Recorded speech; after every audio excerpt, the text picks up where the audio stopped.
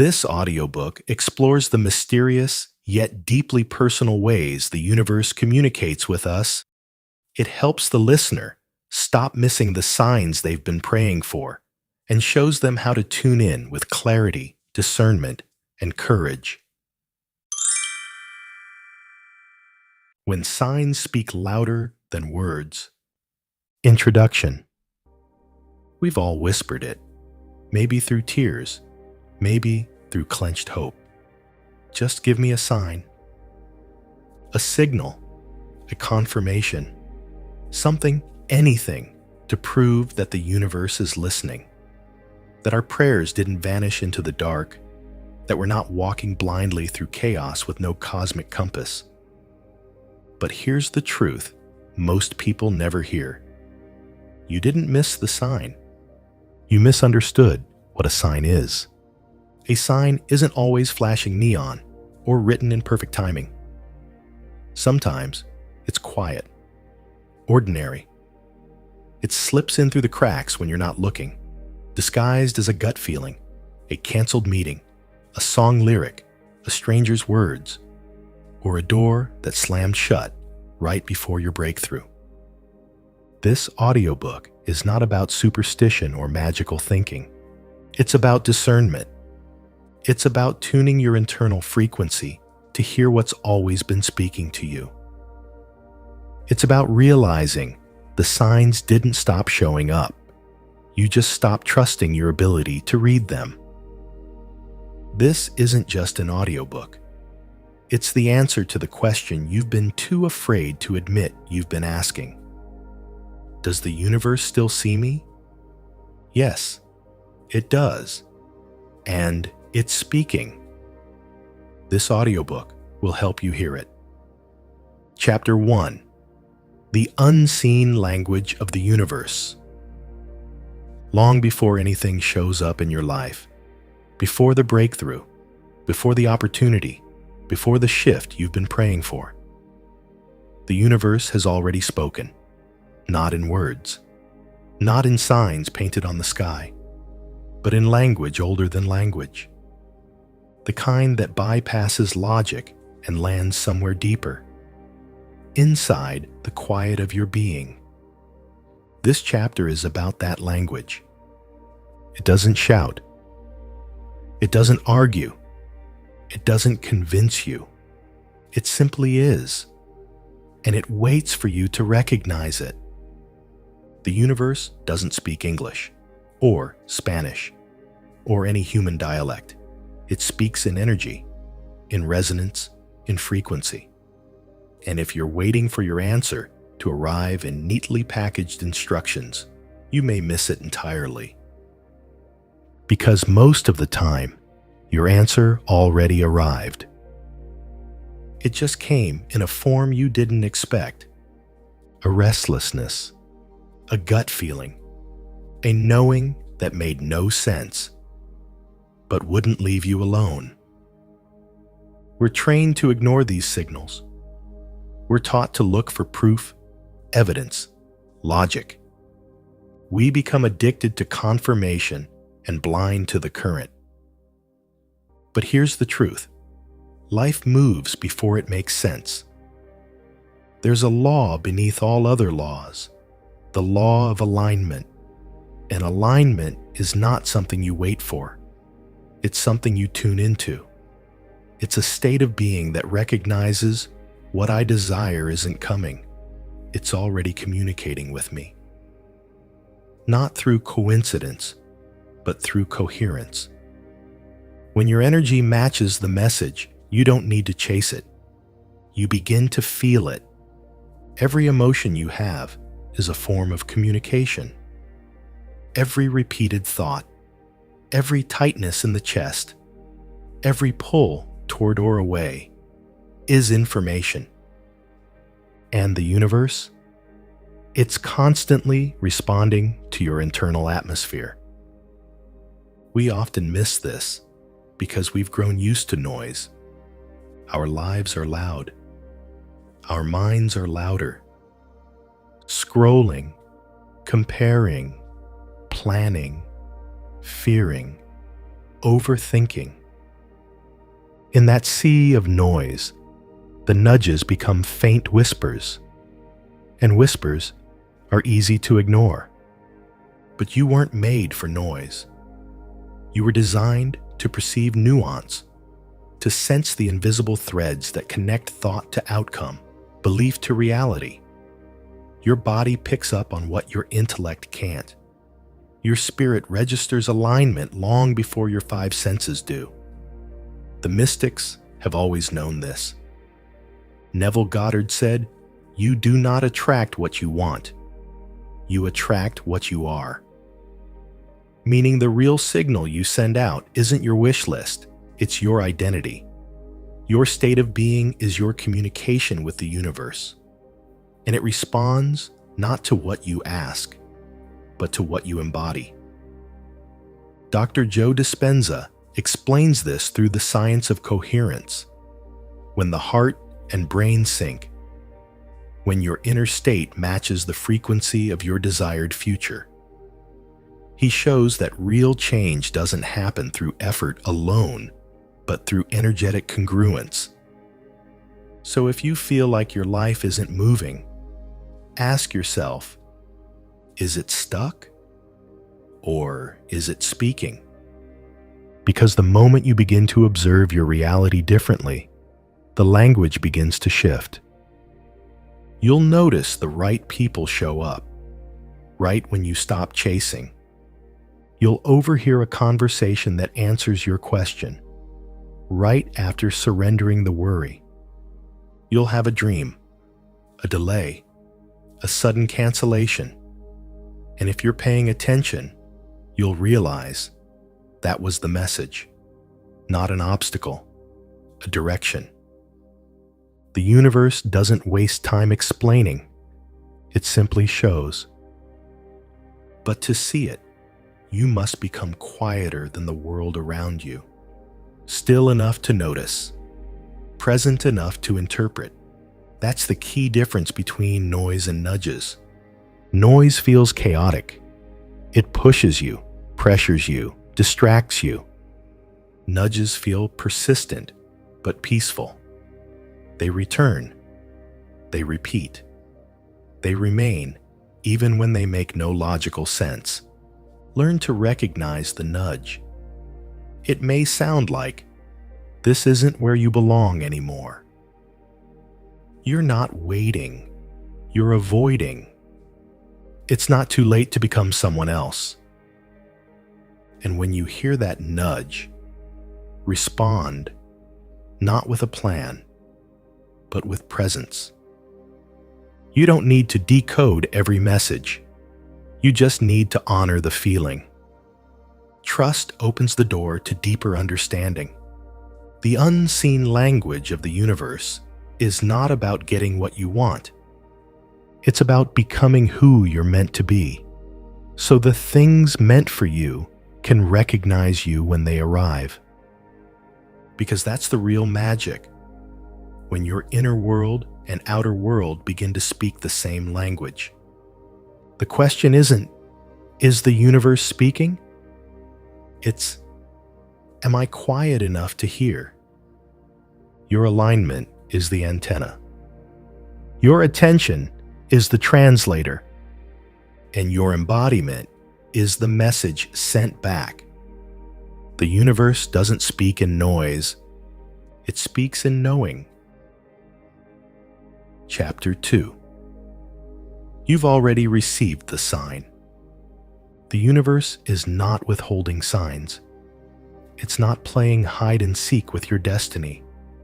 In truth, you've already received what you're asking for, just not in the package you expected. Not because the message isn't there, but because your filters won't let it in. We don't suffer from a lack of divine communication. We suffer from spiritual static, layers of doubt, fear, and overanalysis that cloud our perception and block the transmission. As we explored in Chapter 1, the universe speaks in a language deeper than words, through energy, nudges, and resonance. But here's the catch. If your internal atmosphere is full of fear, noise, and second guessing, you'll distort the very message meant for you. Imagine tuning into a radio station. The signal is strong, the music is playing, but your receiver is filled with static. The problem isn't the station, it's your reception. And this is how most people live, constantly praying for answers while unknowingly rejecting them. They ask for clarity and dismiss every subtle sign because it doesn't fit their logic. They seek direction and then override their intuition with fear. They want change, but they resist the very nudge that would start it. Why? Because we've been conditioned to trust fear more than flow. To believe that struggle is noble, that discomfort must mean danger. And worst of all, that clarity comes first. But as we'll explore more deeply in later chapters, clarity often follows movement. And movement requires trust. Let's look at what these filters really are. The filter of fear. Fear narrows your vision. It turns every opportunity into a threat, every delay into a rejection, every unknown into a warning. When you're afraid, you don't see possibilities. You see risks. So when the universe whispers, "Go this way," fear shouts back, "What if it's the wrong way?" And so you stay still, stuck. The filter of overthinking. The mind loves to complicate what the heart already knows. You receive a nudge, a knowing, an inner prompting. But instead of trusting it, you dissect it. Was that really a sign? Maybe I'm just imagining it. What if I get it wrong? And just like that, the moment passes. You don't move.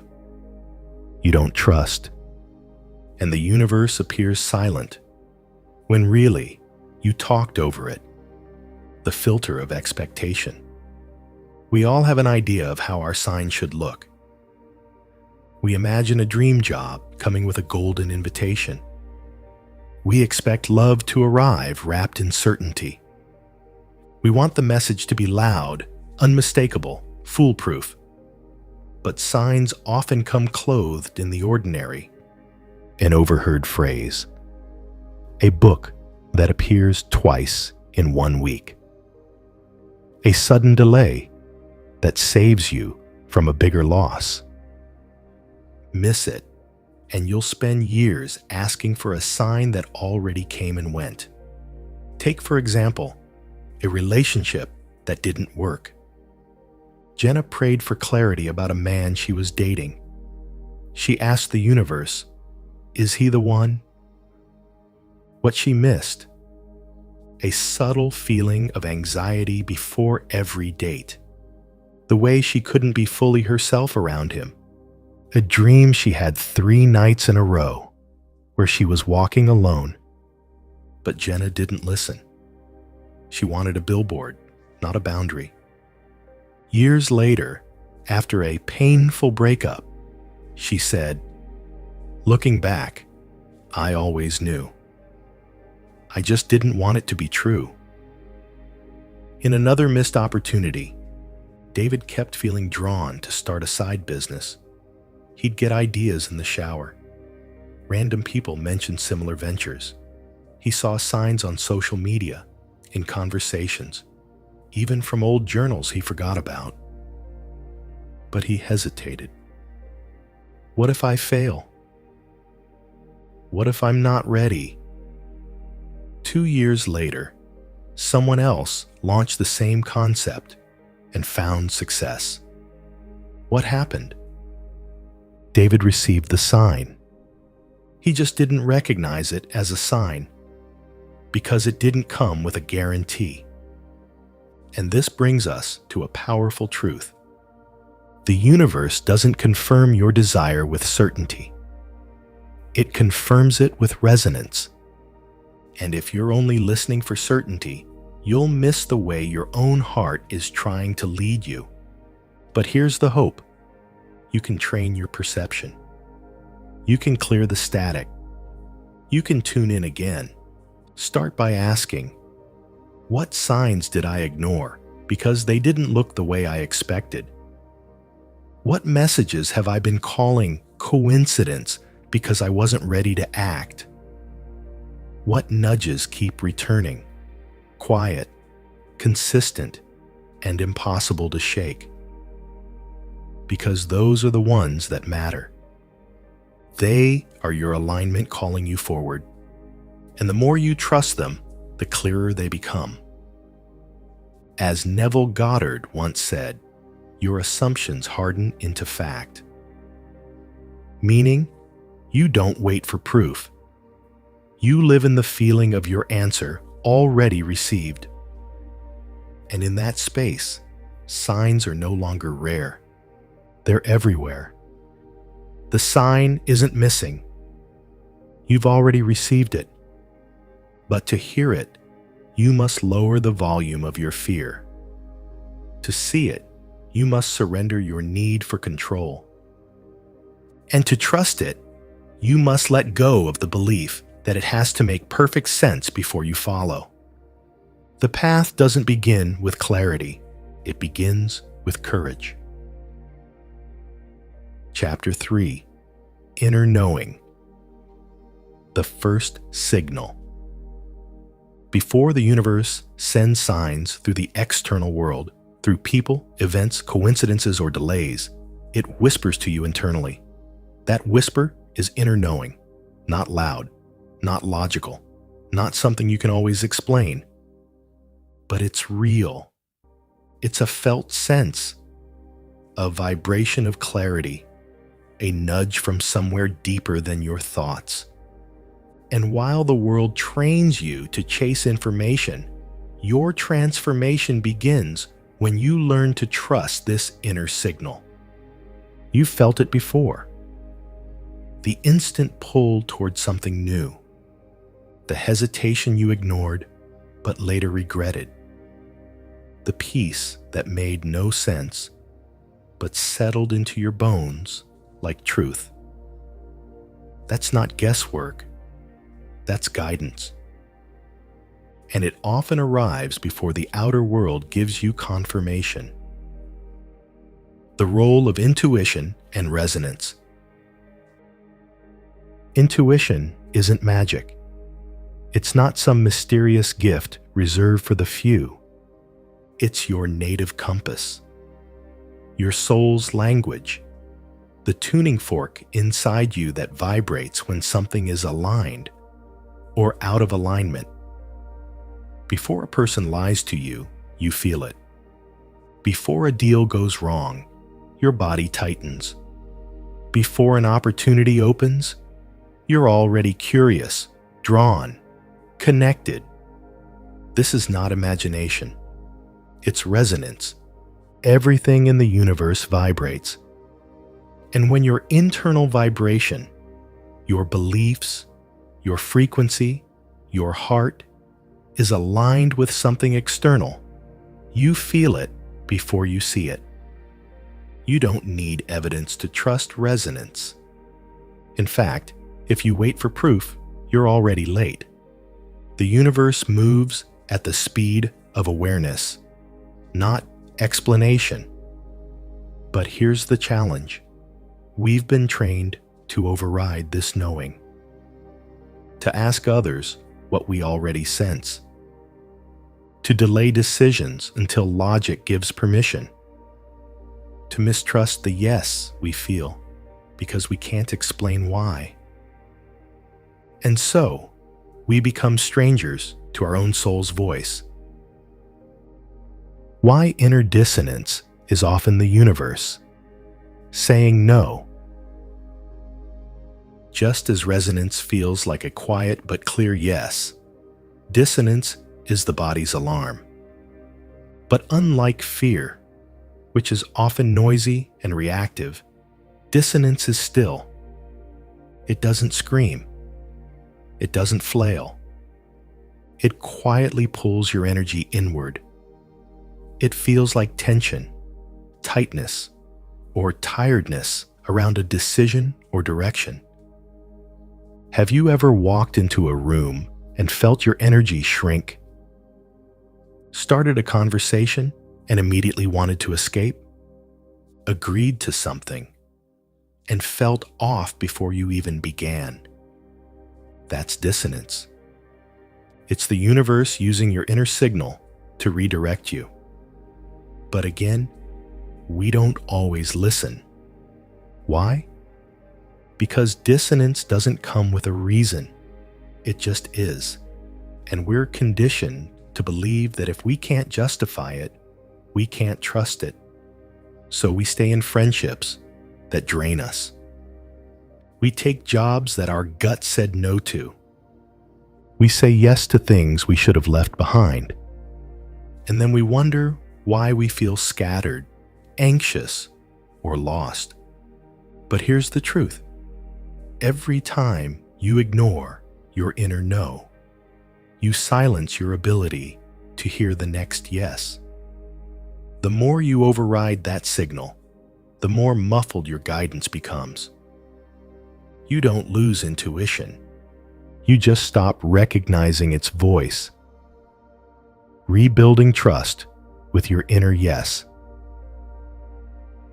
The good news is that inner knowing is never gone.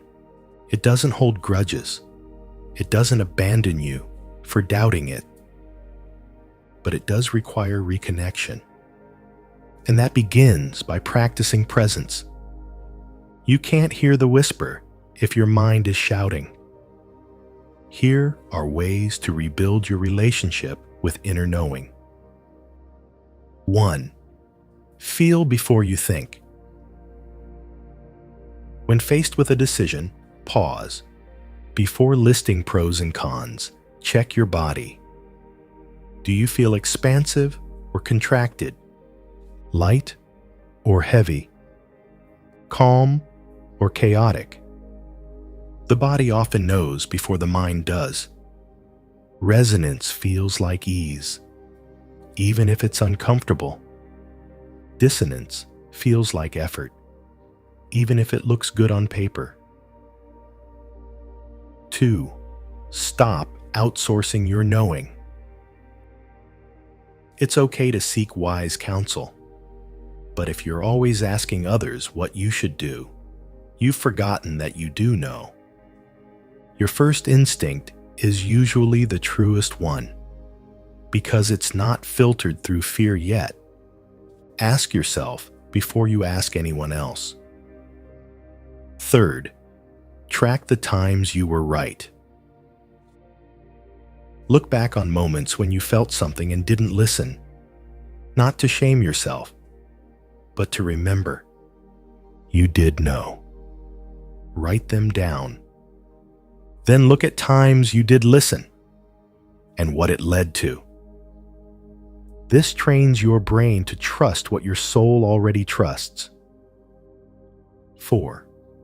Create quiet. Your inner guidance is subtle. It doesn't compete with noise. Meditation, walks in nature, journaling, all of these create space for the signal to rise. The more room you give it, the louder it becomes.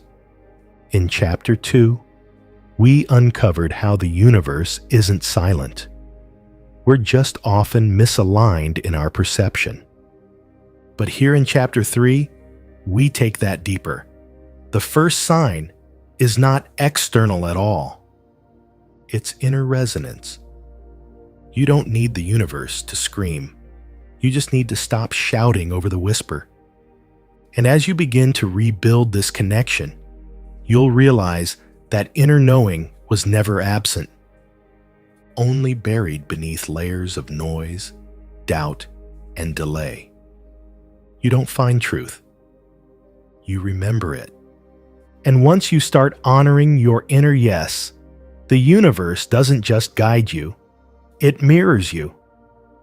Because what you agree with inside becomes the blueprint for what unfolds outside. Chapter 4. Mirrored Reality. How life reflects your frequency.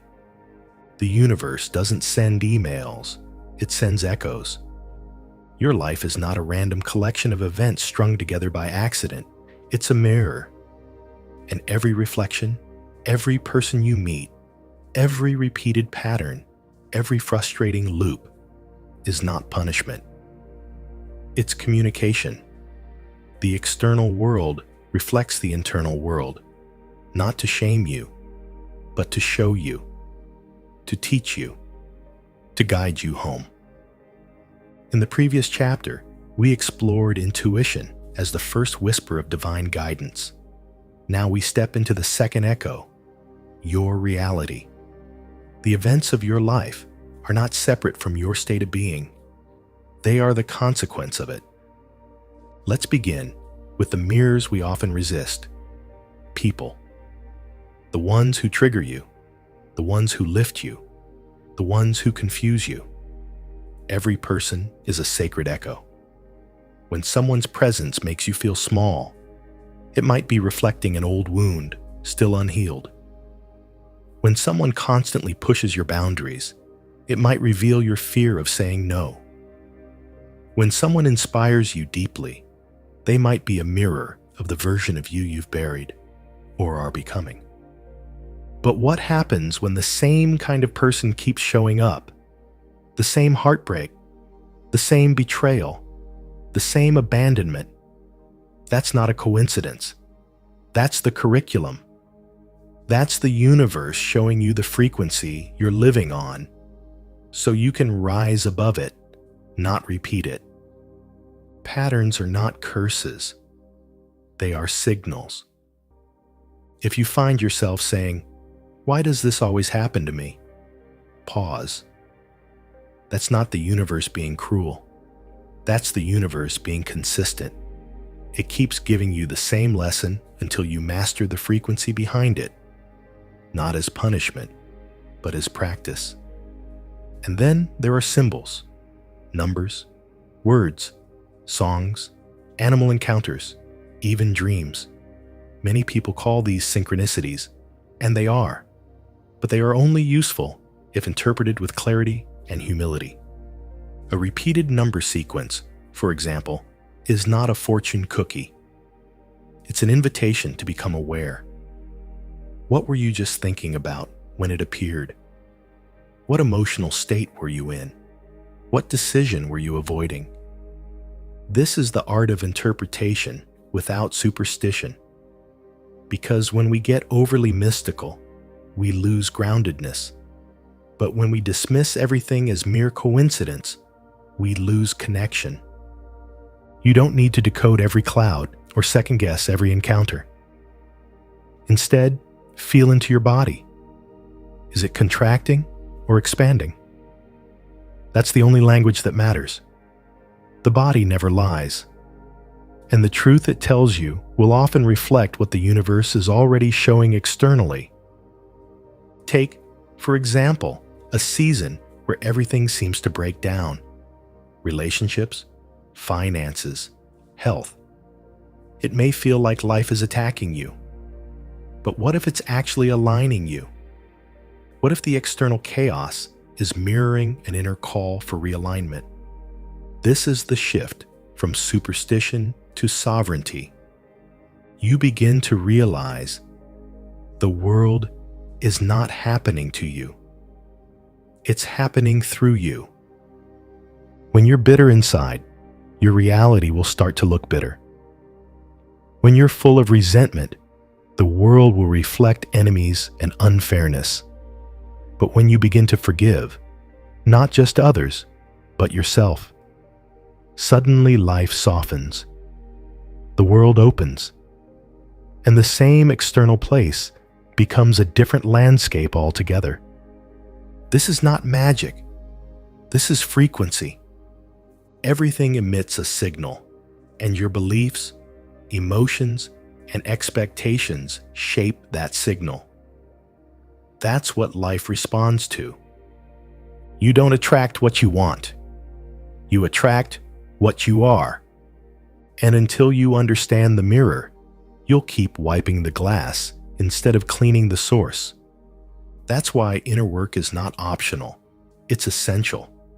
It's not just self-care. It's self-alignment. When you align internally, life aligns externally. Not instantly, but inevitably. And when it does, you begin to trust. You stop forcing and start flowing.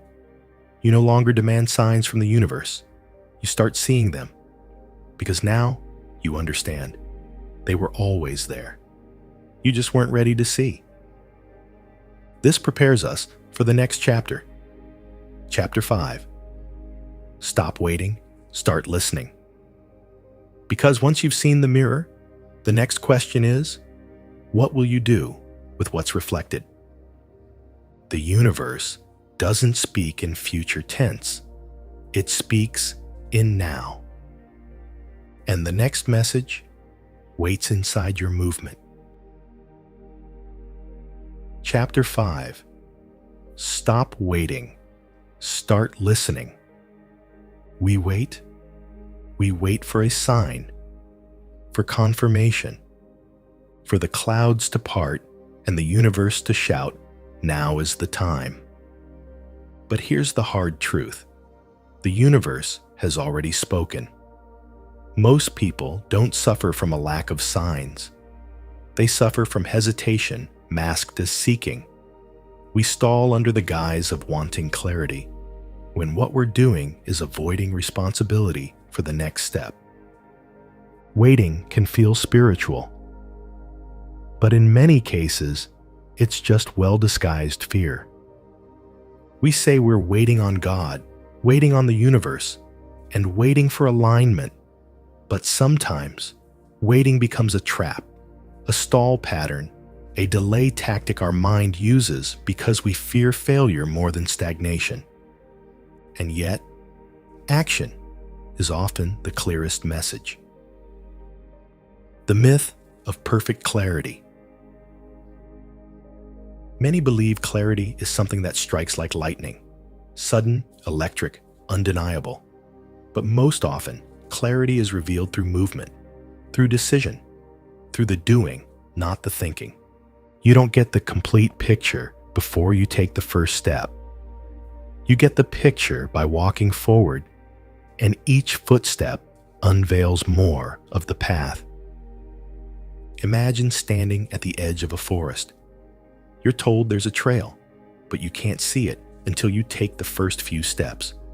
That's how life works. That's how the universe whispers, move, and I will meet you.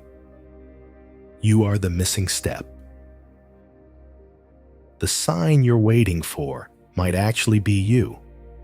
The step you're avoiding might be the signal you're asking for. In Chapter 4, we explored how reality mirrors our internal state. Chapter 5 continues that by showing that movement isn't just an effect of alignment. It is often the catalyst for alignment. When you move, the universe moves with you. But waiting for a feeling of readiness before acting is like waiting to feel warm before lighting a fire. Action births clarity. Action invites confirmation. Listening looks like doing. Spiritual listening is not passive. It doesn't mean sitting still and hoping the answer arrives in a dream. It means being attentive in motion. It means walking through the fog and trusting that the path will reveal itself. What if the thing you're avoiding, the phone call, the email, the new habit, the boundary, the ending, is the thing you've already been guided toward? What if you've already received the instruction, but dismissed it because it didn't look dramatic enough to feel divine? Sometimes, the divine whisper doesn't come from above. It rises from within, through resistance. Resistance is often direction. Think of this. Why does a certain idea keep tugging at you? Why does the thought of doing that one thing cause tension? Not because it's wrong, but because it's charged with energy, with transformation, with potential. The universe often speaks through resistance. It marks the path of growth with emotional heat. We avoid the very actions that hold our breakthrough, then blame the universe for not guiding us. Let's reframe it. That discomfort might be the signal. That thing you keep pushing aside might be the breadcrumb you're supposed to follow.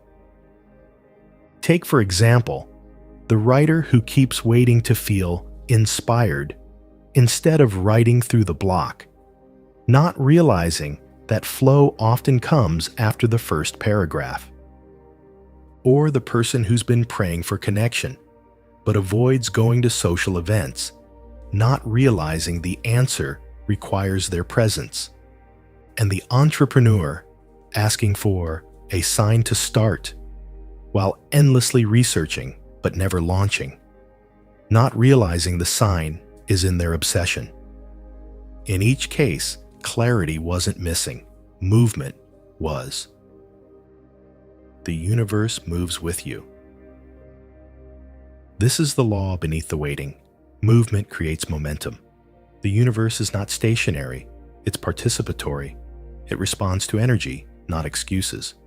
When you step forward, even uncertainly, the field adjusts. People appear. Opportunities shift.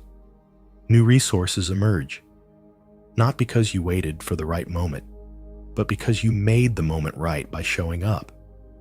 This is what makes listening an active practice. You stop waiting. You start listening, not just with your ears, but with your feet. In Chapter 6, we'll explore how to discern whether something is truly a sign from the universe or just your mind grasping for patterns. But before we get there, remember this. You were never meant to wait endlessly. You were meant to walk boldly, not because you're certain, but because you're willing. The step you're avoiding might be the answer you've been praying for. Chapter 6. Synchronicity or coincidence. Learning to discern. Not every flicker in the wind is a whisper from the divine. Not every repeated number is a personal prophecy. In an age where signs are trending, discernment is rare. We're flooded with interpretations, flooded with opinions, flooded with meaning. But what if some things are just things? This chapter is not meant to strip magic from life. In fact, it's here to preserve it, because magic loses its wonder when it's cheapened. When every cloud is a message and every glance is a soul contract, we stop listening to the deeper, quieter voice within. The true voice of guidance doesn't scream. It doesn't compete. It waits. And it requires maturity to recognize. We've all been there, seeing the same number over and over again, hearing a song at the perfect time, running into someone we were just thinking about. Some of these moments are divine nudges. Some are echoes of alignment. But some are simply the brain's reticular activating system doing what it does best, noticing patterns based on what's already on your mind. The difference between synchronicity and coincidence lies not in the event, but in the resonance. Let's go deeper. The brain is wired for meaning. The human brain is a meaning-making machine. It's constantly scanning the world, trying to make sense of chaos. It searches for patterns because patterns feel safe. Predictability gives the illusion of control. However, not everything that seems patterned is significant. Psychologists call this apophenia, the tendency to perceive connections and meaning between unrelated things. It's why people see faces in clouds or hear hidden messages in music played backward. It's not that you're wrong to notice.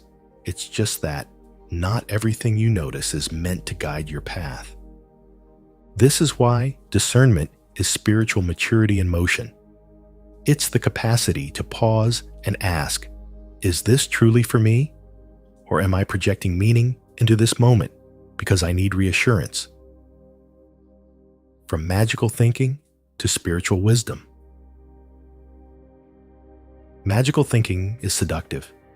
It gives us a sense of control cloaked in mystery, but it's often rooted in fear. When you're desperate for direction, everything starts to look like a roadmap. The danger? You become more loyal to the sign than to your soul. Real synchronicity doesn't make you frantic. It calms you. It doesn't manipulate you into action. It nudges you toward alignment. It doesn't make you dependent. It empowers your discernment. Spiritual maturity means knowing the difference between being led and being lured. One brings peace. The other breeds confusion. A sign resonates, not just repeats. You don't recognize a true sign just because it shows up multiple times. You recognize it because it speaks in a frequency your soul remembers. It aligns with your inner knowing. It confirms, not controls. Ask yourself, does this bring clarity or cause anxiety? Is it repeating because it's true, or because I keep feeding it my attention? Is the message consistent with the direction my spirit is already being called toward? A true sign echoes what you already sensed. It's not the instruction. It's the confirmation. The danger of chasing signs. The moment you start chasing signs, you stop listening, because chasing implies fear. It implies you don't trust that the right message will find you in the right moment. Remember, the universe doesn't withhold clarity as a punishment. It withholds it as protection until you're ready to feel, not just follow. Signs are not meant to replace your intuition. They're meant to support it. If you're ignoring your own inner knowing while searching the sky for symbols, you've missed the most important message of all. Your soul was never mute. Discernment. Questions. If you want to develop spiritual maturity and discern real synchronicity from projection, use questions like these. Does this align with what I already feel deeply to be true? Would this still be meaningful if it hadn't appeared twice?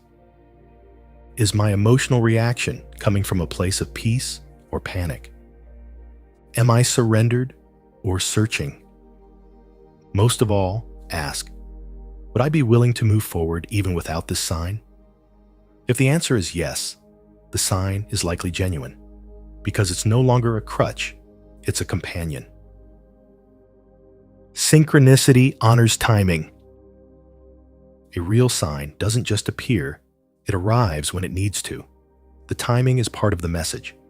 Synchronicity often enters when you've already taken steps, when you've begun to move. It's the universe saying, yes, keep going. But if you're frozen in fear, waiting for the cosmos to send a billboard-sized yes, you may never get it. Because movement reveals meaning. Just like we discussed in the previous chapter, stop waiting, start listening. Often, the action is the sign.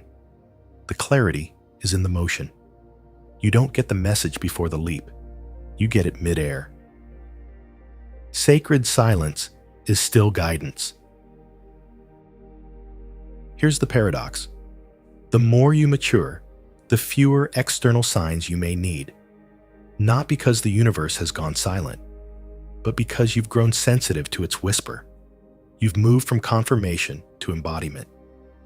This is when you realize silence is not the absence of direction. It's the presence of trust. It's not that the universe isn't speaking. It's that you've become fluent in its language. Discernment is not about skepticism. It's about sovereignty. You were never meant to be manipulated by signs. You were meant to be mirrored by them. Real synchronicity reflects the truth already stirring within you. When you stop needing signs to believe, that's when the clearest ones begin to show up. Because now, they're not arriving to convince you. They're arriving to celebrate you. And that, dear listener, is the turning point between magical thinking and spiritual knowing. Chapter 7. Prayers You Forgot. You prayed. There are moments in life when everything seems to fall into place, and yet strangely, it feels unfamiliar. You may look around and wonder, why does this feel both new and strangely destined? Often, this is the moment when a long-forgotten prayer finally returns, wrapped in a form you never expected. Not a whisper from heaven, but a chapter of your own life unfolding before you, quietly answering a question you asked long ago. The universe has a memory. It doesn't forget your earnest moments, the midnight whispers, the tearful pleas, the fleeting thoughts soaked in longing. Even when you've moved on, distracted by life, or hardened by disappointment, your soul's desires don't vanish. They echo in the unseen, waiting for the right doorway to return. But here's the paradox. What we call unanswered is often just unrecognized. Because divine answers rarely come dressed as divine answers. They show up as detours, as delays, as breakups, the jobs you didn't get, as cities you were forced to leave. And if you're looking only for the version you imagined, you'll miss the one that's meant for your evolution. Many people assume their prayers are unheard simply because they didn't get the answer when or how they expected. But divine intelligence doesn't traffic in instant gratification. It moves according to preparation, not panic. There is a cosmic choreography to your becoming, and some answers are delayed not because you're unworthy, but because the you who asked is not yet the you who can carry what's coming. Think back to the time you asked for strength, then everything fell apart so you could discover it. To the time you prayed for peace, then toxic patterns rose to the surface to be healed. To the moment you asked for love, then were left alone to learn how to love yourself first. These aren't punishments. They're responses in disguise, evolution wrapped in disruption, grace cloaked in loss. The questions that shaped your current reality were often subtle.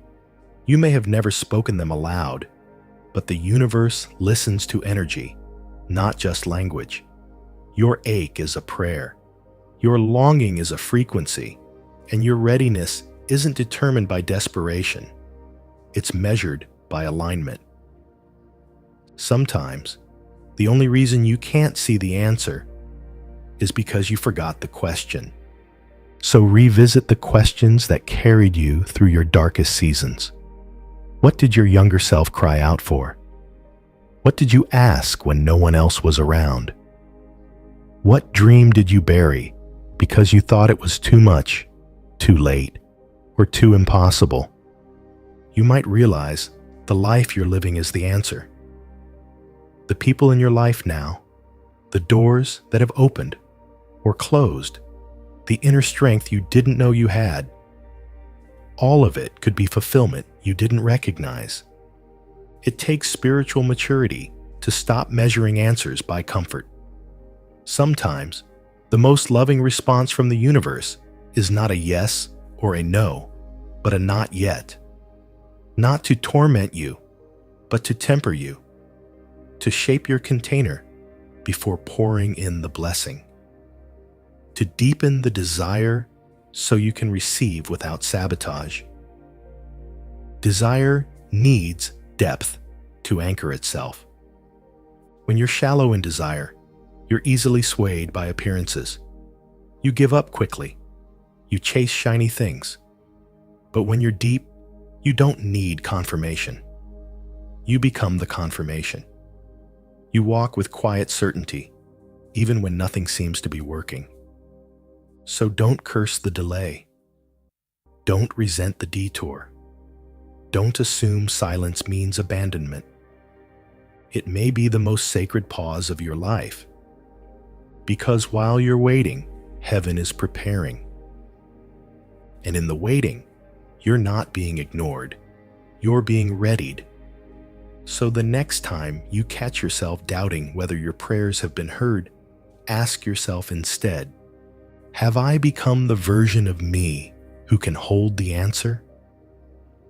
Because that's often what the wait is really about.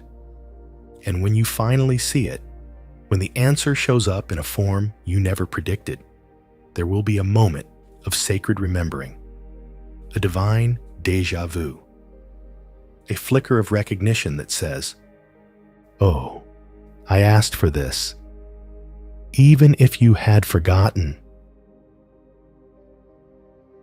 Chapter 8. The Sign is You. You've spent most of your life looking for signs, divine hints, celestial nudges, quiet confirmations that you're on the right path. But what if you've been looking the wrong way? What if the sign is you? This chapter isn't just a twist in the narrative. It's the shift, the transition from asking, "What does this mean?" to becoming the meaning itself. From decoding the universe to embodying its code. When you become the message, the seeking ends. 1. You were never meant to only receive. You were meant to reflect. A mirror doesn't question the light. It reflects it. And so do you. You were not merely designed to detect the divine. You were designed to display it. Every time you trust your intuition, speak your truth. Choose peace over performance, or love when it's inconvenient. You become the very sign someone else is praying for. The universe does not only speak to you, it speaks through you. You are not just a receiver of guidance. You are its living channel. This is why the most profound messages don't come with flashing lights or prophetic dreams. They come clothed in skin. Your smile, your resilience, your quiet presence in chaos. You are the billboard. 2. From seeker to signal. There comes a point in your spiritual journey where the longing turns into living. You stop grasping for signs because you've become grounded in source. You no longer say, "Universe, tell me what to do." You say, "Universe, show me how to be." And it responds, not by speaking louder, but by aligning everything around you to reflect what you've become within. This is the moment when your vibration precedes your voice, when your frequency enters the room before you do, when people sense something different and they don't know why, but you do. You've crossed from decoding the external to embodying the internal. You've stopped waiting for a word and started being the word. 3. Living as the answer. You don't have to be perfect to be the answer. You just have to be aligned. Your wounds, when healed, become road signs. Your journey, when walked with presence, becomes a path for others. Your life becomes the echo of the truth you once sought. Think of the people who've shifted your life. Was it their certainty that moved you, or their authenticity? Was it their divine perfection, or their human honesty. Your life, when lived from your soul, becomes scripture for someone else, not because you preach, but because you are, not because you instruct, but because you embody. 4. Stop asking for the sign. Start being one. When you realize this, everything changes. You stop overthinking your next move because your presence is the movement. You stop needing loud confirmation because your inner compass is calibrated. You stop fearing wrong turns because you trust that who you are becoming will guide you back.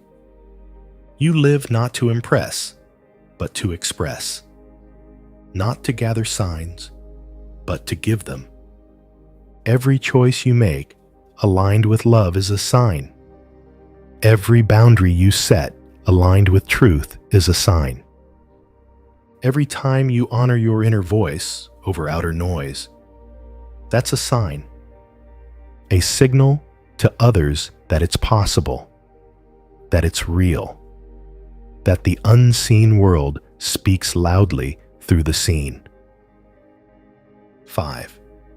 When your life becomes a sign. The final transformation is not when you manifest the thing you wanted. It's when your life, your actual lived experience, becomes a beacon for others. You won't even notice it at first. Someone will message you and say, "I needed to hear that." Or someone will silently adjust their own path because of your presence. You won't even know the impact. And that's okay, because the truest signs don't announce themselves. They just are. So here's your invitation. Stop chasing the sign. Start embodying it. And remember, when you live in alignment, clarity follows. When you walk in truth, signs follow. And when you choose to live as the signal, the universe responds in kind, not with louder voices, but with deeper echoes. And those echoes sound a lot like you. Signs aren't rare. Readiness is. The closing loop of trust, surrender, and clarity. It's never about the signs. It's about the sight. The universe has never been silent. It's been speaking in sunsets and strangers, in closed doors and inner nudges, in gut feelings and repeated themes. But until we're ready to see, we'll walk right past burning bushes and whispering winds, calling them coincidence or just life. Readiness is the real miracle, not the sign, not the answer, but the soul that's finally still enough to recognize it. In this audiobook, we've explored the subtle language of the universe. We've walked through the quiet corridors of intuition, the mirrored walls of circumstance, the mysterious rhythm of divine timing. You've seen how signs aren't distant fireworks from above, but often the echo of your own energy, bouncing back to show you what you believe, what you expect, what you're becoming. You've been shown that delays are not denials, that your longing is not a flaw, but a map, that the no you feared might be the redirection you needed, and perhaps most importantly, that the answer is rarely louder than your resistance. So what now? Now, you practice stillness. Now, you trust movement. Now, you stop scanning the sky for signs and start honoring the one that lives inside you. Because you, your alignment, your frequency, your presence are the clearest sign the universe has ever sent. And just like that, you've closed the loop. From seeker to signal, from question to clarity, from "is the universe listening?" to I've been the message all along. The truth is, you were never waiting for a sign. You were waiting to become one. So go live like a sign. Let your life speak without needing a voice. Let your choices reflect a trust deeper than fear. Let your presence be an invitation to others to wake up and see. And when someone asks how you knew which way to go, smile gently and say, I didn't, but I listened anyway.